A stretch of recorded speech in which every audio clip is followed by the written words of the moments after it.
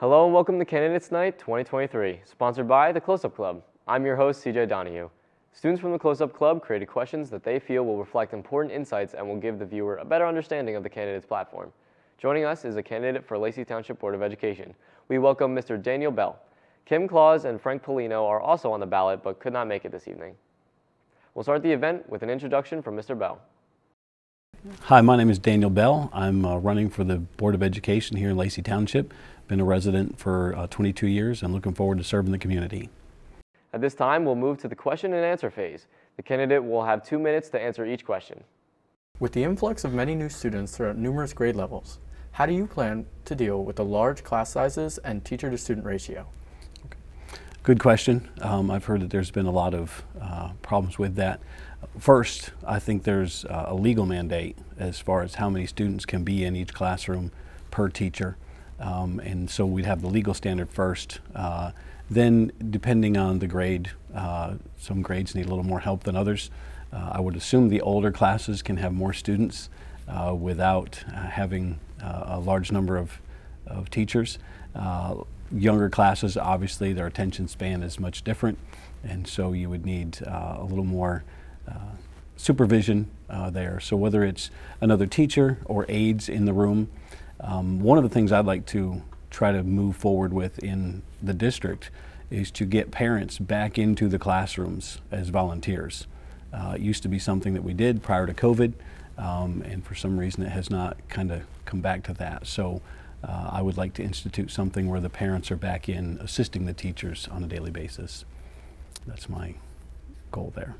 How do you feel about the current harassment, intimidation, and bullying policy, and how can you affect change as a board member? Okay. That's a great question. That is an intense policy. I was looking over it earlier, and there's about 25 pages of stuff on the harassment, intimidation, and bullying policy.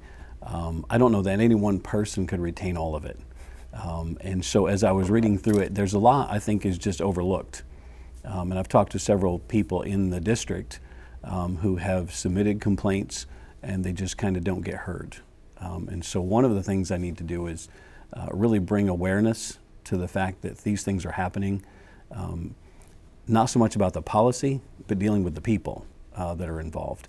And I think there's plenty within the policy that if we would institute it and follow through, it would handle every scenario without any negative. I just don't think it's being followed as it should be. However, I do believe that a lot of it is symptomatic.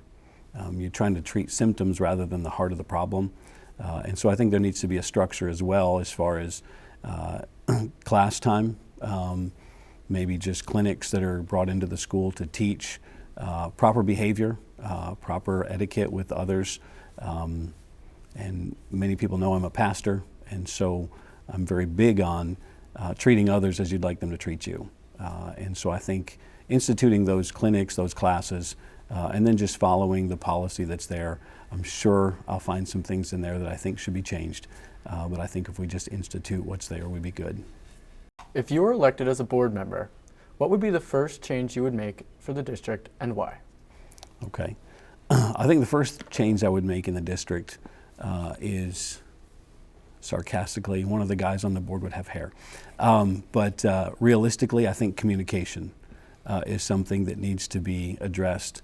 I've talked to teachers, bus drivers, aides, paras, and it seems like there's a loss in communication as far as what the day-to-day class looks like and what the perceived idea of what the day-to-day class looks like. And so I think there's a disconnect between the board, the teachers, the bus drivers, and who really suffers because of that? The students. And so I think communication would be one of the things I would try to really work on as I get into the board. As a possible member of the board, how do you plan to keep the best quality staff members here at Lacey Township School District? I think it's important to keep morale boosted. I know that because I've talked to some of the teachers, one of the things that seems to steal morale from the teachers is the negativity that whether parents or the board or anything, And I think that would work for all of us. I mean, I don't like to be negatively thought of. And so I think just building the morale of the teachers, I think that'll be done if we bring parents back into the classrooms and they get to see how much the teachers do.